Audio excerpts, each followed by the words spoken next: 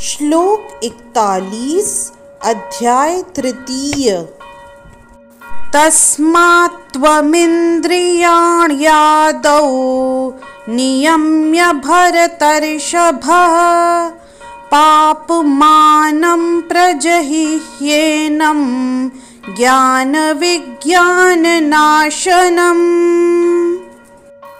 इस श्लोक में श्री कृष्ण अर्जुन को कहते हैं, इसलिए हे भरतवंशियों में श्रेष्ठ अर्जुन, प्रारंभ में ही इंद्रियों को वश में करके इस पाप का महान प्रतीक यानी काम का दमन करो और ज्ञान तथा आत्म साक्षात्कार के इस विनाशकर्ता का वध करो।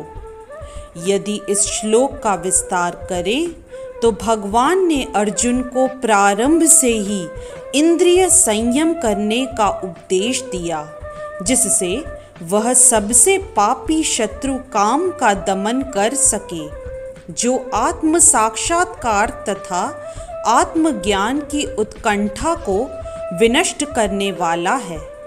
ज्ञान का अर्थ है आत्म तथा अनात्म के भेद का बोध, अर्थात यह ज्ञान की आत्मा शरीर नहीं है। विज्ञान से आत्मा की स्वाभाविक स्थिति तथा परमात्मा के साथ उसके संबंध का विशिष्ट ज्ञान सूचित होता है। श्रीमद् भागवत में इसकी विवेचना इस प्रकार हुई है। ज्ञानं परम गुह्यं मे यद्विज्ञानसमन्वितं सरहस्यं तदंगं च गृहाण गदितं मया।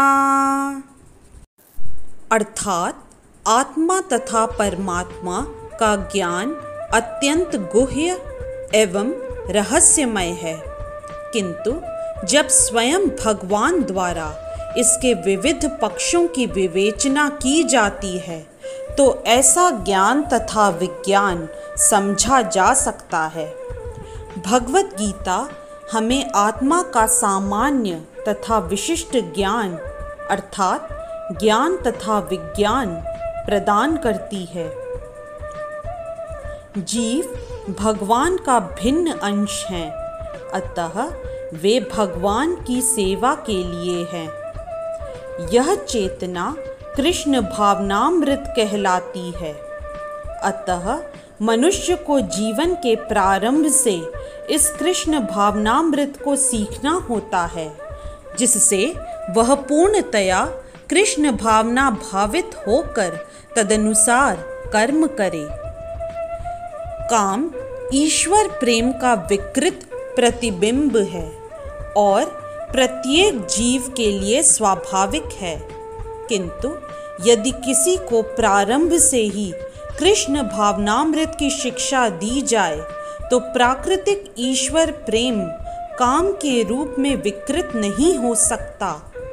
एक बार ईश्वर प्रेम के काम रूप में विकृत हो जाने पर इसके मौलिक स्वरूप को पुनः प्राप्त कर पाना दुस्साध्य हो जाता है।